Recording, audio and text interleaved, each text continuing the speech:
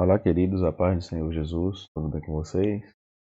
Eu vos falo é o pastor Leandro. Para mim é um prazer estar novamente com todos para falar acerca da palavra de Deus e juntos aprendermos acerca de mais um conteúdo dessa lição do quarto trimestre de 2021, que nos fala sobre a vida e o ministério do apóstolo Paulo. E tem sido muito interessante desde a primeira lição. Eu quero convidar você a participar conosco mais uma vez desta feita a lição de número 9, que tem por título Paulo e sua dedicação aos vocacionados. Mas antes de começarmos a aula, eu quero convidar você que ainda não é inscrito no canal para que se inscreva, ative o sininho das notificações, deixe os seus comentários e, além disso, os seus likes, que são muito importantes para a propagação do canal, que é a ferramenta que eu utilizo para anunciar o Evangelho de Cristo. Como de praxe, irei projetar na tela a imagem da lição para que você possa acompanhar comigo em loco. Peço também que você esteja com seu exemplar bíblico em mãos, para que possa acompanhar todas as referências que serão citadas. Sem dúvida será um momento muito proveitoso para a glória do Senhor Jesus. Vamos ver o que nos diz a lição. Começando pelo textuário que está em Atos capítulo 20, verso 28, que nos fala o seguinte: Olhai, pois, por vós e por todo o rebanho sobre o que o Espírito Santo vos constituiu bispos, para apacentardes a igreja de Deus que ele resgatou com seu próprio sangue. A verdade prática nos diz: no reino de Deus, a liderança mais antiga zela pelas lideranças mais novas. Os jovens vocacionados precisam de cuidado e zelo. A leitura diária, que vai de segunda a sábado, nos fala sobre o imperativo de Cristo como ponto de partida, a vocação pastoral, que difere da vocação para a salvação, o Senhor chama e ordena os vocacionados, a vocação implica uma impulsão interior, o vocacionado deve estar atento à voz do Senhor, sabedoria, revelação e iluminação na vida do vocacionado. A leitura bíblica em classe está em Atos 20, dos versos 17 a 34. Veja que eu destaquei alguns versículos e peço que você preste bastante atenção, porque no decorrer da lição iremos trabalhar alguns deles. Começando do 17. De Mileto mandou a Éfeso chamar os anciãos da igreja, e logo que chegaram junto a ele, disse-lhes: Vós bem sabeis, desde o primeiro dia em que entrei na Ásia, como em todo esse tempo me portei no meio de vós, servindo ao Senhor com toda humildade e com muitas lágrimas e tentações, que pelas ciladas dos judeus me sobrevieram. Como nada que útil seja, deixei de vos anunciar e ensinar publicamente e pelas casas, testificando tanto aos judeus como aos gregos a conversão a Deus e a fé em nosso Senhor Jesus Cristo. E agora eis que, ligado eu pelo Espírito, vou para Jerusalém, não sabendo que lá me há de acontecer, senão que o Espírito Santo de cidade em cidade me revela, dizendo que me esperam prisões e tribulações. Mas em nada tenho a minha vida por preciosa, contanto que cumpra com alegria a minha carreira e o ministério que recebi do Senhor, para dar testemunho do Evangelho da graça de Deus. E agora, na verdade, sei que todos vós, por quem passei pregando o reino de Deus, não vereis mais o meu rosto. Portanto, no dia de hoje vos protesto que estou limpo do sangue de todos, porque nunca deixei de vos anunciar todo o conselho de Deus. Olhai, pois, por vós e por todo o rebanho sobre o que o Espírito Santo vos constituiu bispos, para apacentardes a igreja que ele resgatou com seu próprio sangue. Porque eu sei isto, que depois da minha partida entrarão no meio de vós lobos cruéis, que não perdoarão o rebanho, e que dentre vós mesmos se levantarão homens que falarão coisas perversas para atraírem os discípulos após si. Portanto, vigiai, lembrando-vos de que durante 3 anos não cessei noite e dia de admoestar com lágrimas a cada um de vós. Agora, pois, irmãos, encomendo-vos a Deus e à palavra da sua graça, a Ele que é poderoso para vos edificar e dar herança entre todos os santificados. De ninguém cobicei a prata nem o ouro, nem a veste. Vós mesmos sabeis que para o que me era necessário, a mim e aos que estão comigo, estas mãos me serviram. Veja que texto interessante, será a base da nossa reflexão. Os hinos sugeridos são 52, 126 e 193 da harpa cristã. O objetivo geral é afirmar o papel cuidador da liderança mais antiga acerca da mais jovem. E os objetivos específicos são, primeiro, apontar Éfeso como ponto de partida do aprendizado dos vocacionados. 2. Assinalar o legado doutrinário de Paulo para os novos líderes. E o 3. Enfatizar o apelo de Paulo aos líderes. Veja que, como introdução, vamos estudar sobre o legado do apóstolo Paulo para os obreiros atuais e sua maneira de ensinar os vocacionados, os novos vocacionados, seu legado doutrinário e seus apelos aos líderes para cuidar do rebanho. Então, iremos desenvolver alguns assuntos bem interessantes que irão nortear o tema da lição. O primeiro tópico nos fala sobre Éfeso, ponto de partida de aprendizado dos vocacionados. Iremos trabalhar dentro desse tópico o ponto de partida, Paulo e o despertamento de novas vocações, e Paulo, um mestre inspirado. Então, todos esses 3 tópicos iremos trabalhar. Falando do ponto de partida, vimos que Antioquia foi o lugar de desenvolvimento vocacional do apóstolo Paulo. Isto está registrado em Atos 13:1. E em Éfeso ele permaneceu por mais tempo, e por isso dali surgiu um local estratégico para formar novos discípulos. Preparar colaboradores vocacionados para atuar nas igrejas da Ásia era uma tarefa importante, pois o ministério de Paulo já estava mais independente dos apóstolos de Jerusalém, embora ele não perdesse essa comunhão com a igreja-mãe. Logo, ele precisava preparar os líderes para a obra de Deus, que deveria ser feita com muita eficácia. Paulo também influenciou no despertamento de novas vocações, pois seu ministério tomou uma proporção muito ampla. Era um ministério que abrangia várias regiões da Ásia. E os principais centros culturais do mundo naquela época foram locais onde o apóstolo Paulo anunciou, e ele não podia fazer isso sozinho. Por isso ele investiu em pessoas que pudessem ajudá-lo. O texto aqui traz alguns nomes que podem ser citados. Você pode ver lá em Atos 20, verso 4, Efésios 6, 21, Colossenses 4, 10. Então temos Timóteo, Sópatro, Trófimo, Segundo, Tíquico, Tito, Aristarco, Filemon, Gaio e tantos outros que aprenderam com o apóstolo Paulo e desenvolveram suas vocações. Paulo era um mestre muito inspirado e por isso ele produzia filhos na fé. Nesse sentido, para os seus ouvintes, ele era uma referência, pois recebeu revelações do próprio Senhor. Veja que o livro de Gálatas, no capítulo 1, verso 12, ele enfatiza esse aspecto. Eu vou abrir aqui essa referência para que possamos juntos acompanhar aquilo que é citado nesse texto. Gálatas 1:12. Veja o que nos diz a referência desse versículo. Vou colocar aqui na tela para que você possa acompanhar. Veja que interessante. Gálatas 1:12. Não recebi de pessoa alguma, nem me foi ele ensinado, pelo contrário. Eu recebi de Jesus Cristo por revelação. Então ele fala acerca do evangelho que ele anuncia, que ele anunciara naquele período. E um evangelho que veio para ele por revelação do próprio Deus. Isso era por demais inspiração para os discípulos, porque eles viam ali um homem de Deus que falava com autoridade.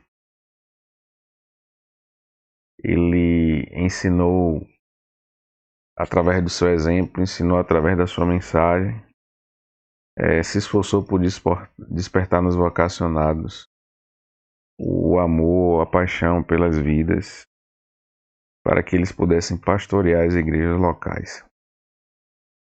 Essa questão do aspecto pastoral foi desenvolvido por Paulo a ponto dele escrever epístolas consideradas como cartas pastorais.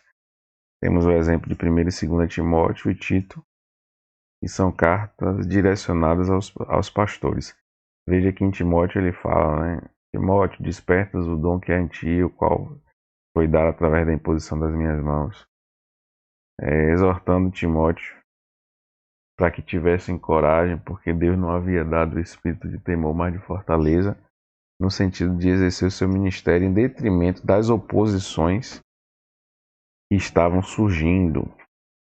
Então são muitas instruções que o apóstolo Paulo deu no sentido de fortificar os seus filhos na fé para que pudessem exercer a sua vocação. Paulo preparou muitos líderes.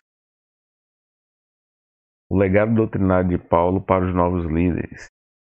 Aqui podemos observar alguns aspectos, como advertências de Paulo a respeito dos judaizantes e gnósticos e o compromisso de Paulo com o Senhor. Eu destaquei aqui algumas partes para que nós possamos refletir. E aqui o autor traz no primeiro aspecto, né, quem eram os judaizantes. Os judaizantes se caracterizavam como um grupo de judeus que alguns mesmo ouvindo a mensagem apostólica e tornando-se cristãos, não aceitavam a liberdade dos gentios. Eles acreditavam numa fé cristã que mantinha a observância da lei mosaica. Assim, como eu destaquei aqui, eles exigiam que os gentios convertidos observassem a lei, principalmente relacionada a alguns aspectos, como a prática da circuncisão, a guarda do sábado, a observância dos ritos que envolviam datas comemorativas e comidas. É como se a graça de Deus não fosse suficiente. E contra isso, Paulo se levantou corajosamente dando instruções para que eles pudessem seguir e não desvalorizassem ou não relativizassem a mensagem do Evangelho de Cristo. Vejam a referência de Gálatas, capítulo 1, versos 6 ao 9. Nós já até estamos nesse texto. Eu vou destacar aqui para você e vou colocar na tela para que possamos acompanhar juntos. Veja o que nos diz o texto. Admiro-me que vocês estejam abandonando tão rapidamente aquele que os chamou pela graça de Cristo para seguirem outro evangelho, que na realidade não é o evangelho. O que ocorre é que algumas pessoas os estão perturbando, querendo perverter o evangelho de Cristo. Mas ainda que nós ou um anjo do céu pregue o evangelho diferente daquele que lhes pregamos, que seja amaldiçoado. Como já dissemos, agora repito, se alguém lhes anuncia um evangelho diferente daquele que já receberam, que seja amaldiçoado. Então Paulo chama a atenção deles para esse aspecto principalmente.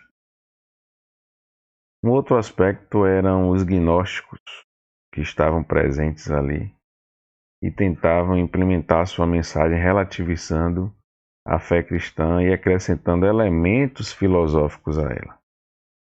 Ao falar do gnosticismo, precisamos nos ater à própria etimologia da palavra gnosis, que significa conhecimento. Era uma corrente sapiencial religiosa e nasceu até um pouco antes do cristianismo, né, e foi se adaptando. Embora o termo seja normalmente utilizado associado ao cristianismo. Mas existia um gnosticismo também hebreu, um gnosticismo islâmico, um gnosticismo pagão, um gnosticismo grego, babilônico. Então era uma doutrina que acreditava que a salvação da alma não era pela fé, mas se adquiria através do conhecimento, do saber espiritual. Então olha como eles deturpavam a essência do evangelho que Paulo pregava. O próprio Paulo dizia que a salvação vem por meio da fé. Isso não vem de vós, é dom de Deus. As bases do saber gnóstico são relações entre Deus e o homem e o universo. Eles atribuem essas relações como simpáticas e analógicas, como se o homem fosse o microcosmo, que quer dizer um pequeno ponto do universo. E tudo que acontece no universo se repercute no homem e vice-versa, né? Então era uma teoria que eles defendiam. E o universo era o local onde o homem deveria se redimir espiritualmente, se purificando, e isso através do conhecimento divino. Eles interpretavam que o mundo não poderia ter sido criado por Deus, mas por alguém que foi rebelde a Deus. Porque o mundo era mau, a carne era má, e no homem existia apenas uma faísca de Deus, e era através dessa faísca de Deus, um lampejo do Espírito, que iria permitir ao homem adquirir o conhecimento filosófico necessário para que ele se libertasse de um mundo de sofrimento. Então era uma concepção antropológica dualista. Era uma deturpação daquilo que a fé cristã pregava. E Paulo orientou principalmente os seus discípulos que se tornaram líderes vocacionados para combaterem isso. É a ideia da apologética cristã.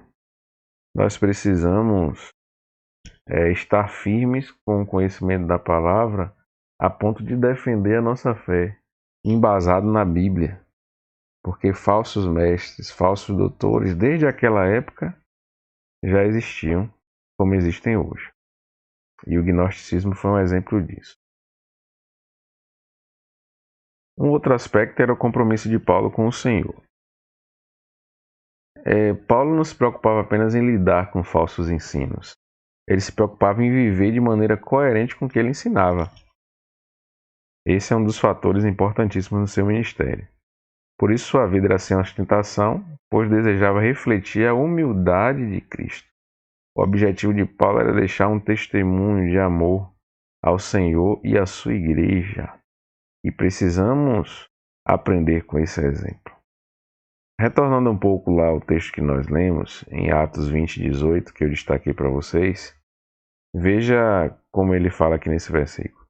E logo que chegaram junto dele, disse-lhes: Vós bem sabeis, desde o primeiro dia em que entrei na Ásia, como em todo esse tempo me portei no meio de vós. Olha como ele destaca o seu comportamento, o seu testemunho, né? O exemplo que ele deu para os seus aprendizes, para os seus discípulos. Paulo era um homem comprometido, e isso se refletia no seu ministério. O tópico 3 nos fala sobre o apelo de Paulo aos líderes. Paulo apela aos líderes. E aqui são 3 subtópicos. O seu desprendimento ou desprendimento do obreiro para realizar a obra do Senhor, o cuidado pessoal do obreiro e a ameaça de lobos cruéis no rebanho de Deus. Então veja que o apóstolo fala sobre o desapego material na vida do obreiro. O versículo 24 que eu destaquei, nós vamos voltar lá para ler, mostra um desprendimento das coisas materiais e a plena dependência de Deus como características inegociáveis na vida do obreiro cristão. Veja que Paulo jamais foi pesado às igrejas às quais ele passou. Então temos essa própria expressão em 2 Timóteo 3:8. Mas lendo aqui Atos 20:24, veja o que nos diz. Mas em nada tenho a minha vida por preciosa, contanto que cumpra com alegria a minha carreira e ministério que recebi do Senhor Jesus, para dar testemunho do Evangelho da graça de Deus. Olha que o obreiro precisa ser desprendido. Ele não pode, de maneira nenhuma, realizar a obra de Deus sem ter essas características de desapego. Vale salientar também, eu destaquei outros versículos que eu vou ler aqui também. Veja que nos diz o versículo 33 e 34. De ninguém cobicei a prata, nem ouro, nem a veste. Vós mesmos sabeis que para o que me era necessário a mim, aos que estão comigo, estas mãos me serviram. Ou seja, não olhe para o patrimônio das pessoas. trabalhe, se dedique, as suas próprias mãos irá produzir aquilo que for necessário para o seu suprimento. Paulo adverte os obreiros acerca disso. Outro aspecto é o cuidado pessoal. Então veja que ele diz no versículo 28. Olhai, pois, por vós mesmos. Paulo aconselhou isso no sentido de que os obreiros percebessem que eles não eram super-homens, que eles precisavam se cuidar, que eles precisavam se preocupar com a sua vida pessoal, porque a sua própria vida era um instrumento que Deus estava usando para alcançar outras vidas. Então é necessário cuidar do corpo, da alma e do espírito, para que sejamos líderes saudáveis, porque o líder saudável ele vai conseguir cuidar bem do seu rebanho. Então precisamos zelar pela nossa saúde física, emocional e espiritual.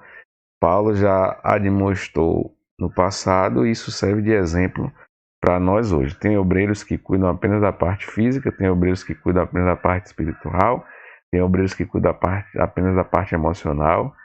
Na verdade, nós precisamos cuidar de nós por completo.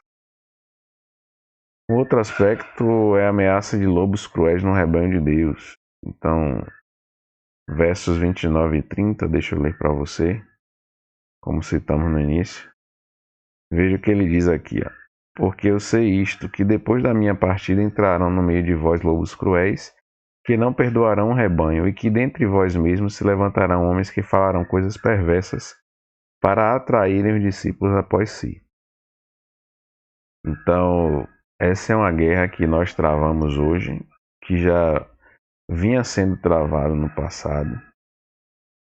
E podemos perceber que tem pessoas que não têm temor a Deus. Elas usam da Bíblia e do Evangelho como profissão para atender interesses particulares. Portanto, nós temos que ter todo o cuidado com as ovelhas do rebanho, protegendo-as, guardando-as, livrando-as desses lobos devoradores. Veja o que João escreveu acerca do que Jesus disse em João 10. O ladrão veio senão para matar, roubar e destruir, ou seja, o lobo devorador que quer acabar com a vida das ovelhas. Então, irmãos, que possamos absorver isso, pois a vida do apóstolo Paulo deixou um grande legado para os obreiros da atualidade, no sentido de despertar novas vocações. Ele deixou uma herança doutrinária para a nova geração e um apelo para que os obreiros pudessem cuidar do rebanho de Deus. E são marcos importantes para nortear o ministério da vida daqueles que são vocacionados. Então, que possamos guardar isso, assimilar isso, aplicar isso no nosso dia a dia, para que sejamos bem-sucedidos nessa caminhada e possamos cumprir o ministério, a vocação que o Senhor nos deu. Então, que Deus te abençoe e que você guarde no seu coração essa palavra, que ela possa produzir frutos na tua vida. E aguardo você para a próxima lição de número 10, para que juntos possamos crescer na graça e no conhecimento do Senhor. Se você deseja ser um colaborador deste canal, tem aí na descrição do vídeo os acessos que você pode fazer. Tem aqui também na tela um QR Code que você pode acessar para contribuir com essa ferramenta. Que Deus te abençoe. Tenha uma semana vitoriosa na presença de Deus.